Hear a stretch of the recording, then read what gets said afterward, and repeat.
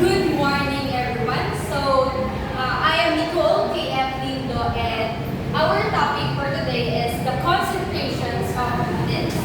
So, we have two types of concentration. We have concentrated and diluted.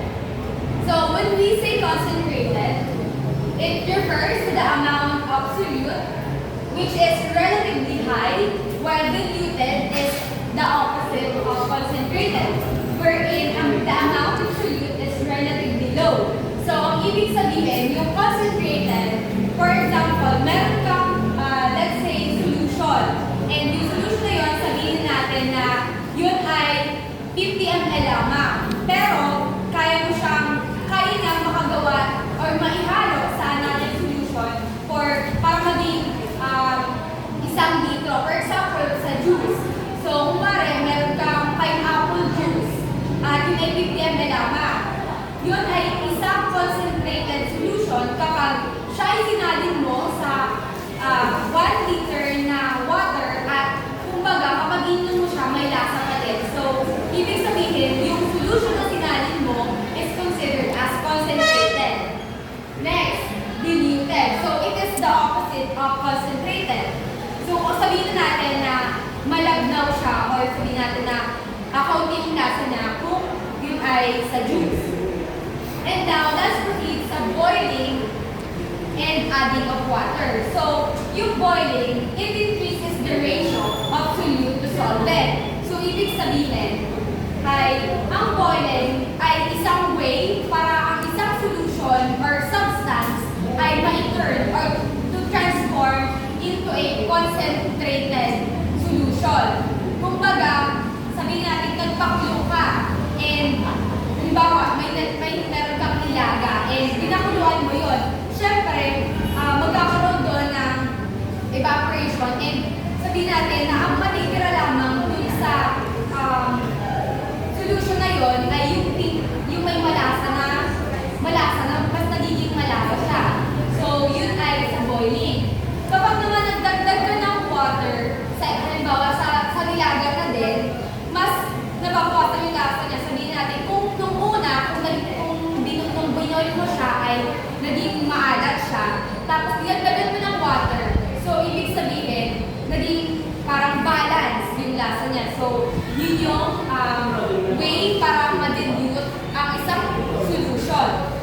And now, let's move with these three terms. So, dilute, concentrated, and saturated. These terms are the commonly used term to describe how much solute is present in a solution. We all know naman na pag sinabing solute, ito yung sabihin natin nilagay mo sa solvent. So, for example, water and sugar. Ang solvent doon ay water since water is the universal solvent. And yung solute doon sa example na binigay ko ay yung sugar. And although we have these terms, ito ay nagsasabi kung gaano kadaming solute ang nasa solution. Pero hindi niya specifically nasabi o walang number na naibibigayan. That is why meron tayong method kung paano makuha ang mass or let's say kung gaano kadaming solute ang present sa isang solution, as well as makukumpita din natin kung gaano kadaming solvent ang present sa isang solution. So we have this, what we call percent by mass.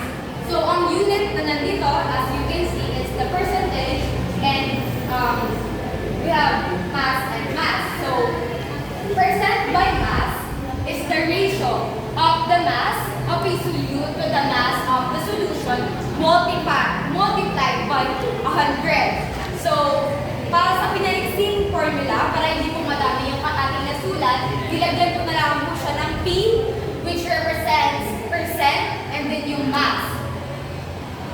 Percent by mass is equal to the mass of solute over, or let's say divided by, mass of solution multiplied by 100. So, and mass of a solution is equal to the mass of solute added by the mass of solvent. So, kapag pinag-add po natin yung mass ng solute sagot po nun ay mass ng solution dahil kapag ang solute at solvent ay pinag-combine, ang mabubuo ay solution. Lalo na kung yun ay properly or well mixed. So, let's proceed to our example. So, we have our first example. So, we have this situation. A sample of 0.892 grams of sodium chloride is dissolved in 54.6 grams of water to make a dry solution.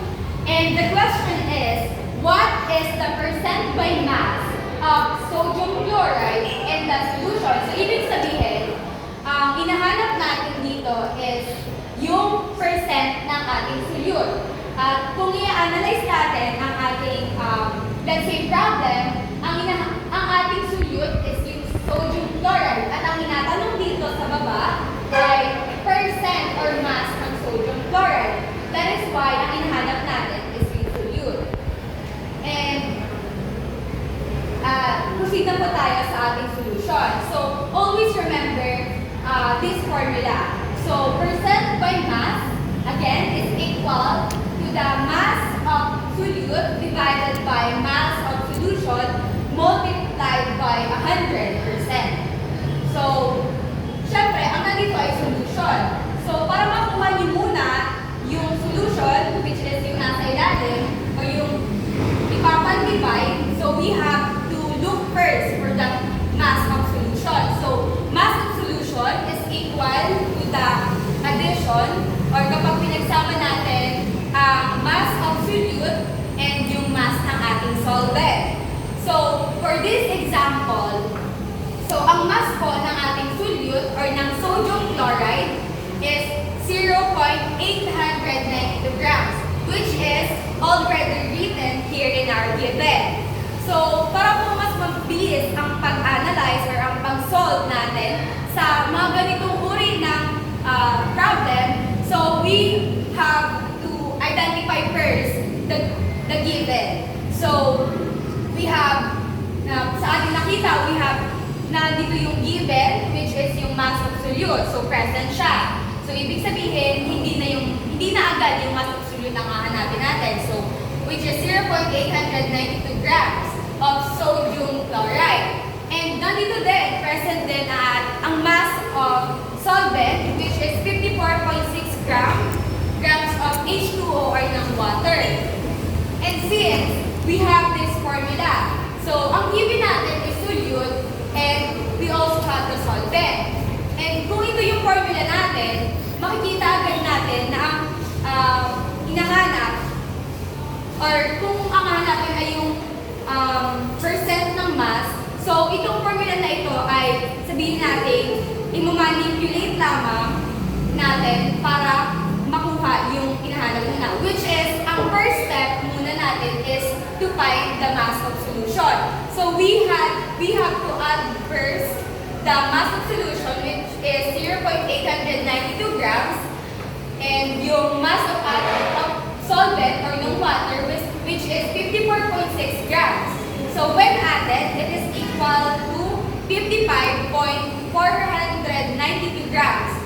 Kapag naman ni-round natin, which is ito ay magiging equal sa 55.5 grams or 50 grams. So since nakuha na natin yung mass of solution, na yun ang kailangan natin dito sa unang formula, so meron na tayo panlagay dito sa ilalim sa mass of solution, which is ito. So we can proceed na sa pagkuha ng percent of mass. So we have 0.892 grams, yun yung mass of solute, and we also have 55.42 grams, which is the mass of our solution, multiplied by 100% is equal to 1.607%. Kapag ni-round natin, it is equal to 1.61%. So, nakuha na po natin ang percent of mass. And now, let's proceed to our example number 2. So, given this problem, so a gram dissolves 10 grams of sugar in wherein it is the volume of a cup of coffee. Calculate the percent by mass of sugar in the solution. The density of water is 1 gram per ml. So, first, always ay lagi po natin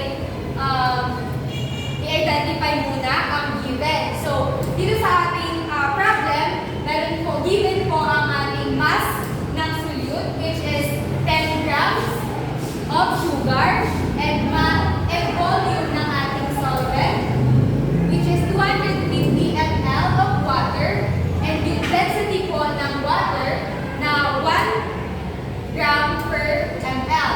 So, since na-identify na po natin ang ating given, ay mag-proceed na po tayo sa ating formula na gagamitin. So, this is a Greek symbol, or sa Greek alphabet, ito po ay natawag na rho. Wherein in chemistry, ang rho po ay nag-symbolize, or ang ibig sabihin ng rho ay density. So, ito po ay density of solvent. So, density of solvent is equal to mass of solvent over volume of solvent. And another formula po na ating gagamitin is yung mass of solvent. Wherein mass of solvent is equal to the density of volume multiplied sa volume ng ating solvent. So, with this given, ay mag-solve na po natin ang hinahanap sa ating problem. So, unahin na po natin para po magamit natin ito, para ma-solve po natin itong density ng ating solvent, ay kailangan po natin hanapin yung mass ng ating solvent dahil hindi po siya, or hindi siya binigay sa ating problem. Hindi siya kasali sa given. That is why kailangan po natin itong ma-solve para magamit natin itong formula na ito. So, first step ay yung mass ng ating solvent, which is the density of volume na given, which is 1 gram per ml. So, nandito na po yun, 1 gram per ml ng ating water. And yung volume ng ating solvent, ang volume po ng ating solvent is 250 ml. I-multiply lamang po natin yun. So, 1 times 250 is equals to 250. So, bakit gram na lang yung natira? Ito po ay dahil pinansel na po ang ating ml, since ito po ay nasa denominator, and ito naman po ay nandito lamang, at multiplication yung ating gamit na operation, that is why makakancel yung ml. So, ang mass ng ating solvent is 250 grams. And now, let's proceed sa pagkuha ng mass ng solution. So, ang mass ng solution is equal to the mass of solute plus the mass of solvent. So, ano po yung mass ng ating solute? Ang mass ng ating solute ay 10 grams. So, nandito. And yung mass ng ating solvent ay 250 grams na solve na po natin kanina. So, 10 grams plus 250 grams is equal to 260 grams. And na-solve na po natin yung ibang kailangan. So, let's proceed sa percent by mass. So, ang percent by mass po is equal to mass of solute divided by mass of solution multiplied by 100%.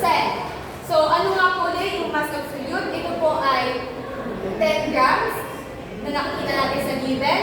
And yung mass ng solution po natin ay nandito, 260. So, 10 grams divided by 260 grams multiplied by 100%. So, ang kakalabasan po nun is 3.846% or kung i-multiply po natin is equal to 3.85%. So, yun po, nakuha na po natin ang hinahanap sa ating second example, which is ang percent by mass po is 3.85%. And now, let's proceed sa ating next example. So, ito po ang ating problem. A sample of benzoic acid solution in soda is 0.50% by mass. What mass of benzoic acid is present in 200 grams solution? So, kung mag-refer po kayo sa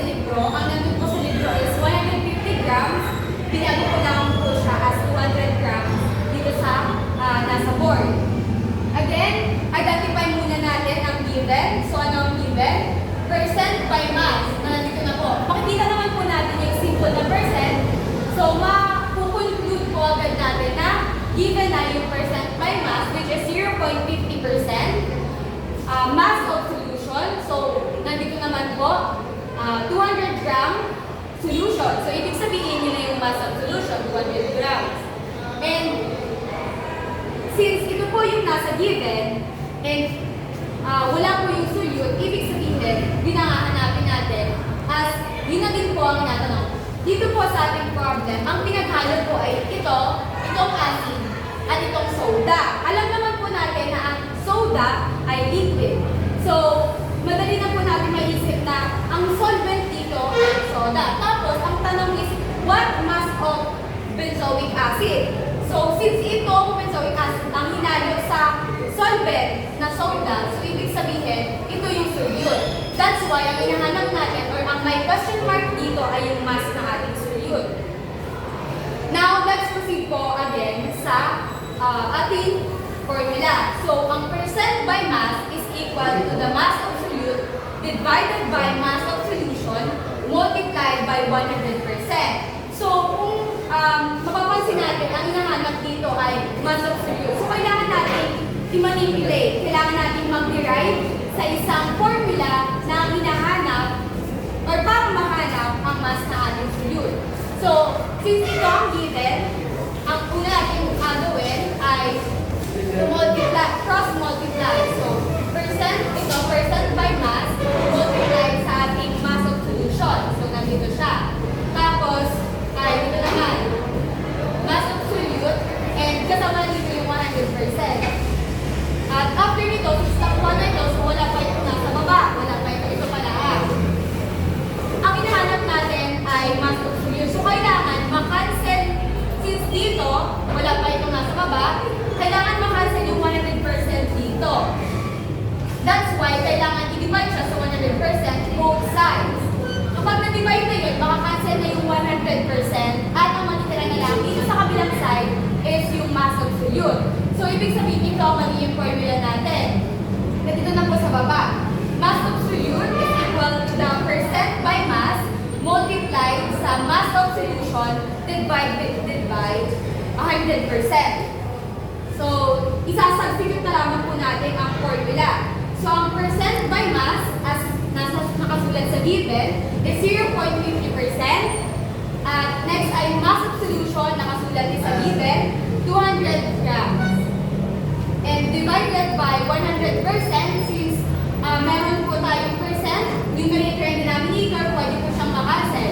Makancel na po yung percent, that's why makikita na lang na unit ay gram. So, kapag po yun ay multiply na, or isimplify natin, 5 times 2 is 100, is 1, is 10, 5 times 2 is 10, divided by dito sa baba, magiging 1 gram na po siya.